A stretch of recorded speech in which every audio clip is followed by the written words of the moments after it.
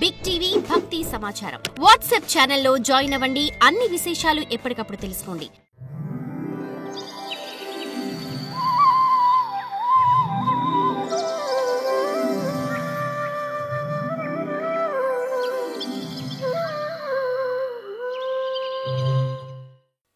పదిహేడవ అవతారం ఇక తతసప్తదశే జాతః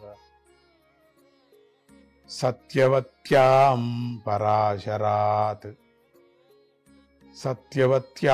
పరాశరాత్ చక్రే వేదతరో శాఖ దృష్ట్వా పుంసోల్పమేధసః. ఇక 17వ అవతారంలో భగవంతుడు పరాశర మహర్షికి సత్యవతి యందు కృష్ణద్వైపాయనుడై అవతరించి మానవుల అల్పమైన బుద్ధిని కలిగి ఉండటాన్ని చూసి వేదమనే మహావృక్షాన్ని శాఖల రూపంగా విభాగం చేశాడు. ఈ పనితో ఆయనకు వేదవ్యాసుడనే పేరు వచ్చింది. వేదవ్యాసుడంటే వేదాన్ని విభాగం చేసినవాడు అని అర్థం. ఇది భగవంతుడి 17వ అవతారము. ఆ తరువాత 18వ అవతారంలో రావణ కుంభకర్ణ వధ అనే దేవకార్యాన్ని చేయాలనే కోరికతో శ్రీరాముడై చక్రవర్తిగా అవతరించి సముద్రంపై సేతువు కట్టడం మొదలైన గొప్ప పనులను ఎన్నిటినో చేశాడు. 19వ అవతారం 20వ అవతారం, అదాది 19వ అవతారము. ఇక 20వ అవతారము శ్రీ మహావిష్ణువు 19వ అవతారంలో యదువంశంలో బలరాముడిగాను, 20వ అవతారంలో యదువంశంలో శ్రీకృష్ణుడిగాను అన్నదమ్ములుగా అవతరించి భూభారాన్ని తగ్గించాడు.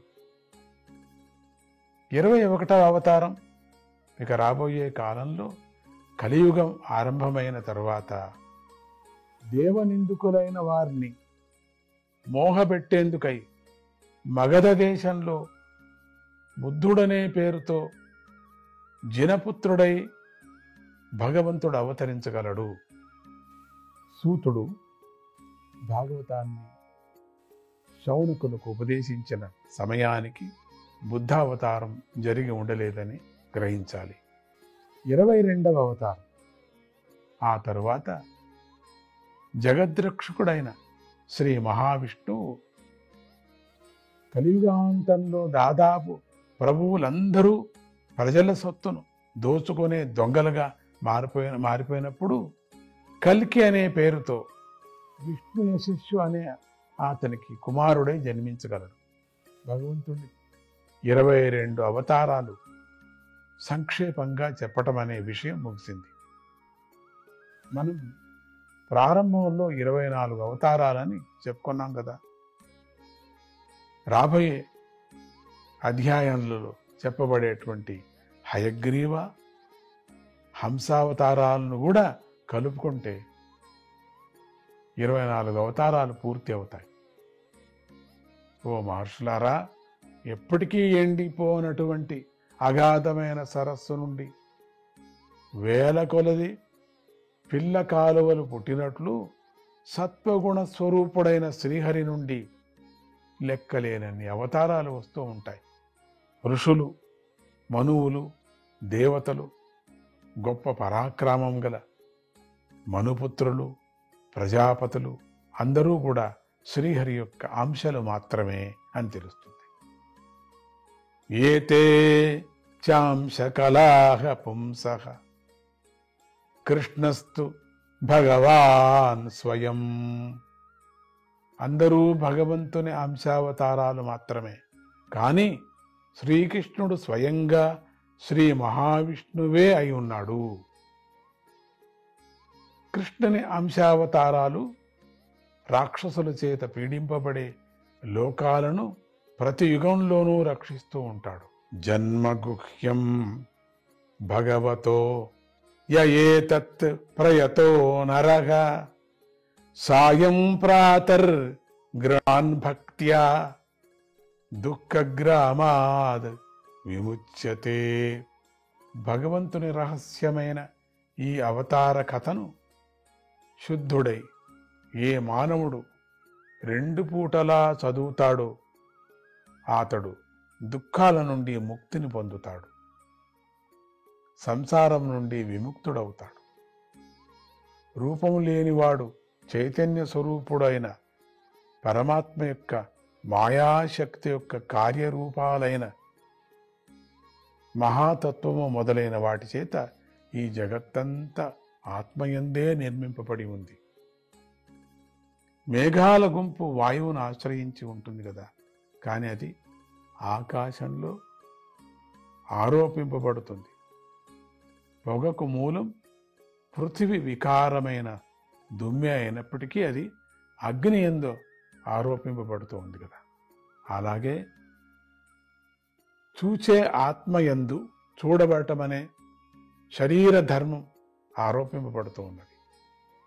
సాక్షి రూపమైన ఆత్మయందు దృశ్యత్వాన్ని ఆరోపించేవారు అవివేకులు. జ్ఞానమే స్వరూపంగా గల ఆ పరమాత్మకు చేతులు, కాళ్ళు మొదలైన స్థూల రూప పరిణామం చెందని త్రిగుణాతీతమైన మరి ఒక ఉపాధి ఉంది కదా.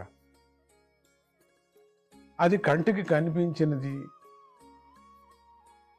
చెవులకు వినిపించనిది అయి సూక్ష్మంగా ఉంది. దేనికి కనపడుతుంది, వినిపించదు. దానినే సూక్ష్మ శరీరం అంటారు. దానివల్లనే జీవుడికి పునర్జన్మ కలుగుతుంది.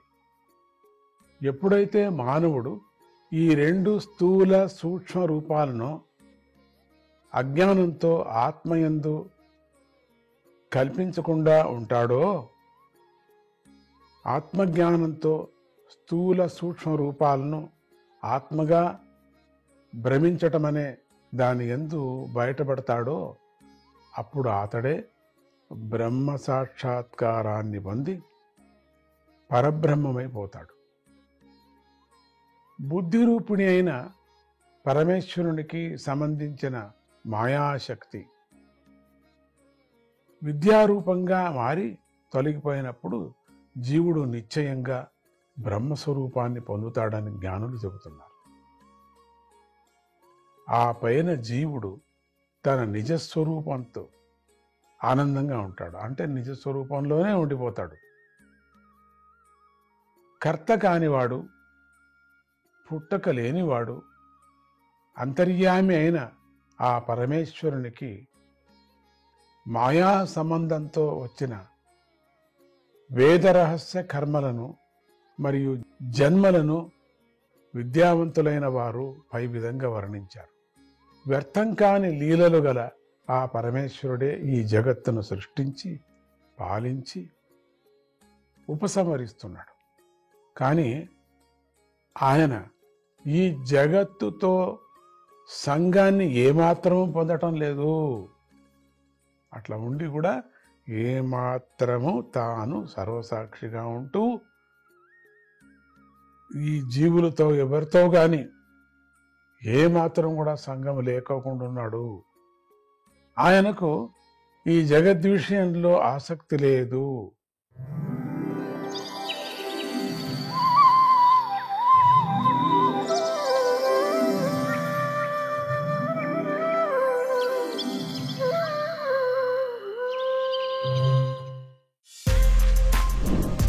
For more videos like this, subscribe Big TV channel.